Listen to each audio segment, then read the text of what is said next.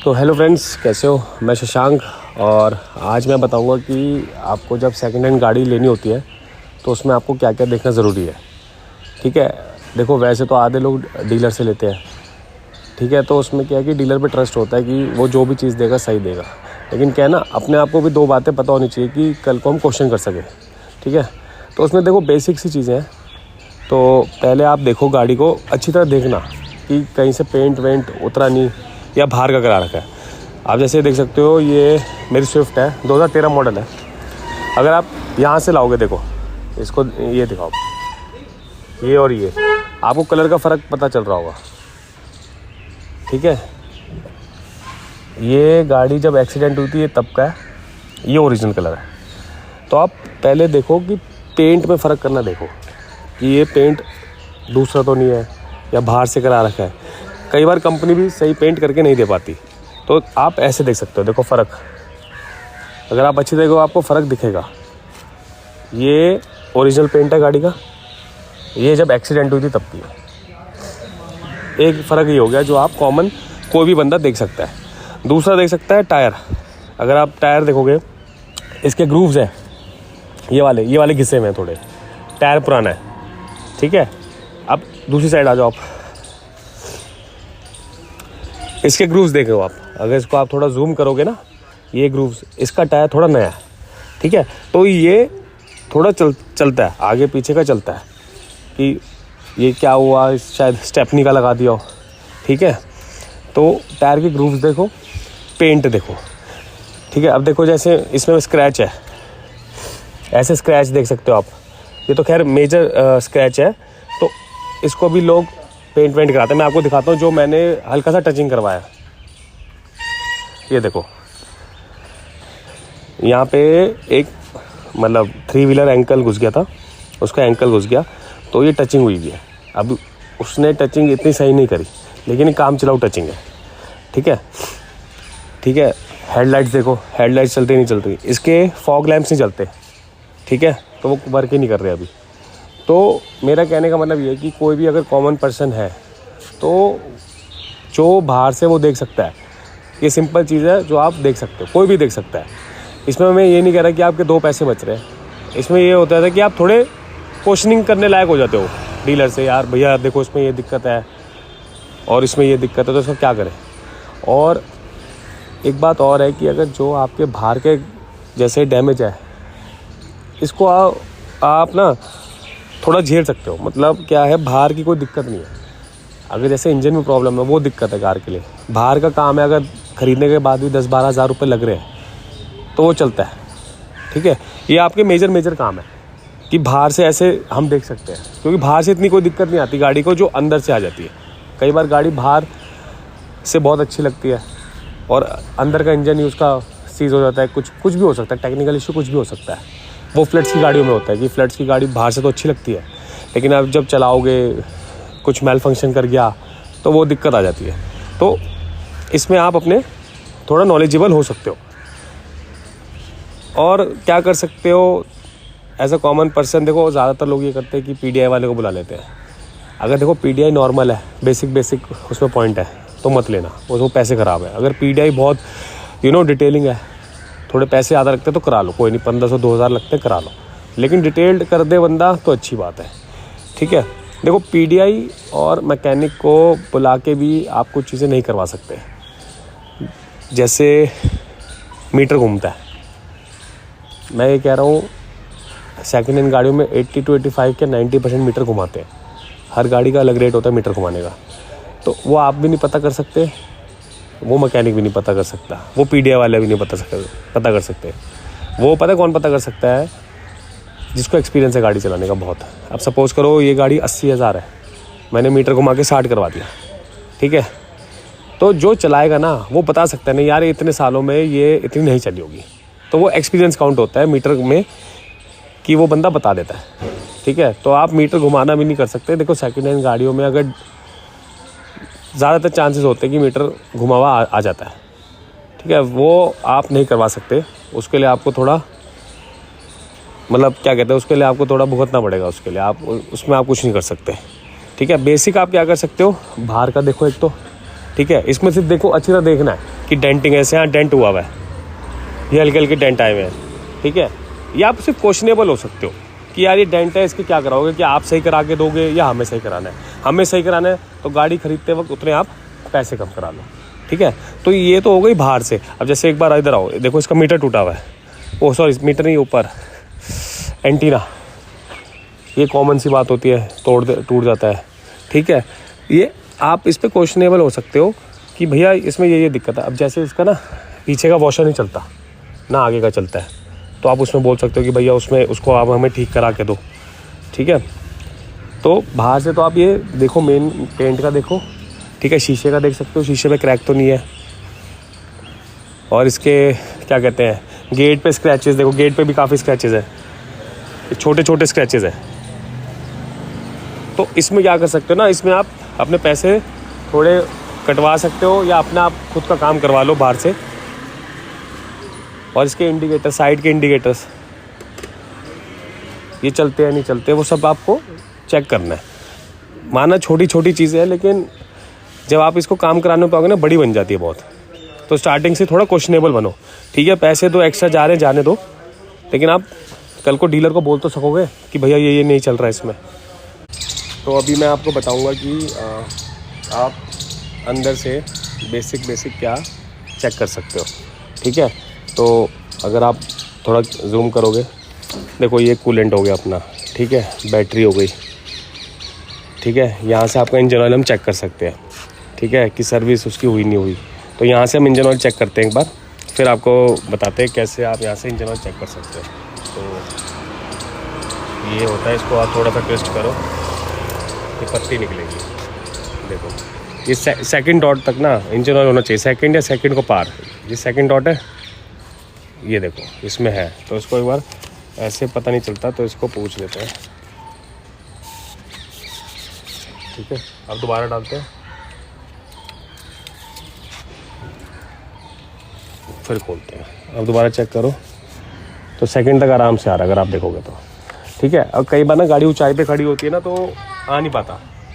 जैसे थोड़ी हाइट पर अगर गाड़ी खड़ी हुई है तो उसमें नहीं आता, ठीक है। ये आपका ब्रेक ऑयल हो गया, यहाँ से आप ब्रेक ऑयल चेक कर लो। यहाँ से पानी डलता अपना शीशों के वाइपर के लिए, ठीक है। ये कूलेंट और बैटरी है ही, ठीक है। और एक ऑल्टरनेटर है नीचे, तो वो हम नहीं पता कर सकते कि ऑल्टरनेटर सही है या उसमें कॉपर कॉइल ख़राब है। तो ये बहुत बेसिक सी चीज़ें हैं जो आप देख सकते हो कि गाड़ी के हुड में क्या है, ठीक है। और थ्रॉटल बॉडी क्लीन, ठीक है, वो आप नहीं देख सकते कि यार वो तो मैकेनिक ही देख के बताएगा। तो ये बेसिक है जो आप ऐसे चेक कर सकते हो, ठीक है। और एक चीज़ और है, चेसिस नंबर। चेसिस नंबर देखो गाड़ी में यहाँ लिखा होता है, ठीक है। इसको ना यहाँ से मैच कर लेना, वैसे होता ही है। ये एक होता है गेट के पास, ये देखो ये होता है गेट के पास, तो आप यहाँ से इसको मैच करना। और शायद ना एक पीछे भी होता है, ठीक है। पीछे का तो खैर अभी नहीं दिखा पाता मैं आपको, आगे का देखो और एक गेट के पास देखो, ठीक है। इन दोनों चेसिस नंबर को देखो। देखो अगर गाड़ी कबाड़ी में जाती है तो ये आपको मिल जाता है, यहाँ से आपको कबाड़ी निकाल के दे देगा कि भैया ये आप रख लो। अगर आप किसी को बेच रहे हो तो ये चेसिस नंबर देखो, ठीक है। और आरसी में भी यही सेम लिखा होगा। तो ये तो आप अपना हुड के अंदर देख सकते हो बेसिक कि सब कैसा है। अब हम गाड़ी के अंदर बैठ गए, तो यहाँ से दिखाता हूँ मैं आपको कि क्या क्या हम चेक कर सकते हैं सेकंड हैंड खरीदने से पहले। तो पहले देखो ये इग्निशन लिया, हमेशा ना चाबी के बाद ऑन करना। देखो इसमें एक चाबी दिखेगी, ये चाबी आई जब एक गए, हाँ। अब हमेशा गाड़ी ऑन करो हमेशा। आज की गाड़ियों में ना ये नई चीज़ आ जाती है, ठीक है। तो ये अब मैं बताता हूँ आपको क्या अंदर क्या देख सकते हो। देखो ये 70,000 चली हुई है, ठीक है ना, ये नॉर्मल सी चीज़ है, ठीक है। पहले आते हैं हम बटनों पे, हमेशा साइड के बटन पकड़ो पहले, ठीक है। ये चल रहे नहीं चल रहे, ये बैक के हो गए, ये दो आगे के हो गए, ठीक है। आगे का चेक कर लो बस, ठीक है। लेकिन अभी ऊपर नहीं होगा, होगा हो रहा है थोड़ा थोड़ा, देखो धीरे धीरे हो रहा है, ठीक है। ये साइड का हो गया, ठीक है। और इसमें जो दिक्कत है मैं आपको पहले वो बताता हूँ। देखो ये जो जॉयस्टिक अपनी शीशे की, ये भी स्ट्रेट है, ठीक है। अब इसको मैं अगर राइट करूँगा और मूव करूँगा, शीशा नहीं चल रहा। तो अब ये छोटी छोटी चीज़ चेक करो, मूव नहीं हो रहा। नीचे आए, फिर बीच में किया, लेफ्ट के ले गिरा। मैं लेफ़्ट को मूव करूँगा तो ये देखो मूव कर रहा है, मतलब लेफ़्ट वाला इसका सही है, राइट वाला ख़राब है। फिर आ जाओ बीच वाले पैनल पे, ठीक है। अब देखो इसमें क्या दिक्कत है, ये ऑटो एसी है, ठीक है, ख़राब है। तो मैं यहाँ से चलाऊँगा इसको। अगर ये ऑटो एसी होता ना, इसके आगे ऑटो लिखा आ जाता, इसमें एक ये गड़बड़ है, ठीक है। सारे इसके मोड देखो, मोड भी देखो, मोड का बटन थोड़ा इसका है ऐसा, ठीक है। फ्रंट का चल रहा है, ठीक है। तो आप ये सारे इसके देख सकते हो कि पीछे रेयर का भी चल रहा है, ठीक है। ये हो गए बटन्स। आप इसका स्टीरियो का देख सकते हो, ठीक है। पार्किंग लाइट्स देख सकते हो। अब देखो पार्किंग लाइट चली, देखो पार्किंग लाइट में सेकंड वाला नहीं चल रहा, अंदर से, बाहर से चल रहा है लेकिन अंदर से नहीं चल रहा। तो मतलब इसका राइट का इंडिकेटर अंदर से नहीं वर्क कर रहा, लेकिन बाहर जब देखेंगी तो बाहर से शो हो रहा है ये, ठीक है। अब इसके आले बटन्स देखो, ये सही है नहीं सही। वाइपर देखो, वाइपर चल रहा है, हाँ चल रहा है। पीछे का देखना है वाइपर, आगे का देखना है, ठीक है। ये सिर्फ नॉर्मल सी चीज़ें हैं, लेकिन ये नॉर्मल सी चीज़ें भी ना आपको काफ़ी कुछ, आपको पैसा आपका बचा सकती है, ठीक है। और क्या देख सकते हैं इसमें, बेल्ट का देखो, बेल्ट के हुक आजकल नॉर्मल चीज़ें हैं। डीलर बोल देता है भैया करा लेना, 200-300 का तो आता है। भाई बात 200-300 की नहीं होती, बात होती है देखो ये खराब है, ये देखो नहीं लगेगा, इसमें बहुत मार के लगेगा, देखो नहीं लग रहा, ये खराब है। तो अंदर से आप ये चीज़ें देख सकते हो। अब जैसे आजकल वो कहते हैं कि हैंड ब्रेक में 9 आवाज़ें आनी चाहिए, तो आपकी हैंड ब्रेक सही है, ये हैंड ब्रेक नीचे है। अब देखो मैं करूँगा 1 2 3 4 5 6 7 8 9, ये मैक्सिमम हैंड ब्रेक लग गई, ठीक है। हैंड ब्रेक ठीक है इसकी, ठीक है। पैनल देख लिया सामने का, स्टीयरिंग देख लिया, इसका नीचे का देखो शिफ्ट हो रहा है, हाँ जी हो रहा है, ठीक है। ये शिफ्ट हो रहा है, ठीक है। पेट्रोल की टंकी, इसके दोनों मीटर हैं सामने के, स्पीडोमीटर भी है, आरपीएम वाला भी है और टेम्परेचर का भी है, ठीक है।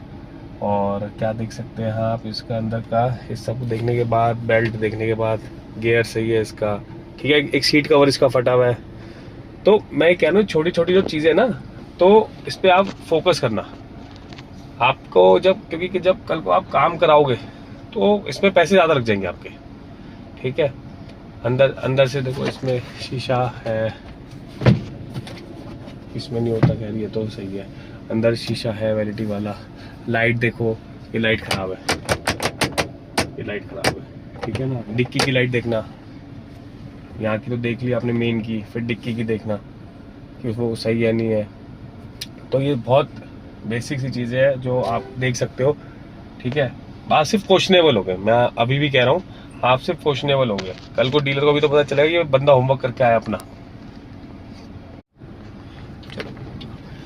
अभी हम क्लच प्लेट का कैसे पता लगाएं, ठीक है। क्लच प्लेट में क्या होता है कि 2 पॉइंट होते हैं मेन, कि एक तो झटका, थोड़ा हल्का सा आपने छोड़ा, गाड़ी रुक रही है, झटका ज़्यादा मार रही है। दूसरा मेन ऑप्शन क्या होता है जिससे हमें पता चल जाता है कि एक पर्टिकुलर गियर लगाया और वो पर्टिकुलर स्पीड नहीं पकड़ पा रही।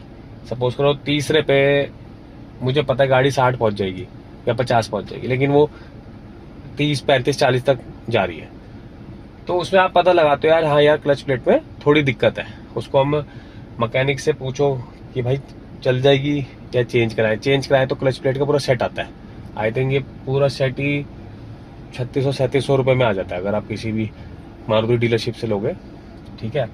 और एक बात और है कि अब थोड़ी कागजी कार्रवाई हो, सेकेंड हैंड गाड़ी में कभी भी देखो FIR नहीं होनी चाहिए कोई, कि किसी केस में फंसी हो ये गाड़ी, ठीक है। वो आप किसी भी अपना, इवन जो नोटरी वाले वकील लोग होते हैं वो भी आपकी हेल्प कर देंगे, थोड़े पैसे लेके इसमें बता देंगे वो RTO से पता करके कि भाई इस पर कोई FIR वगैरह तो नहीं है, ठीक है।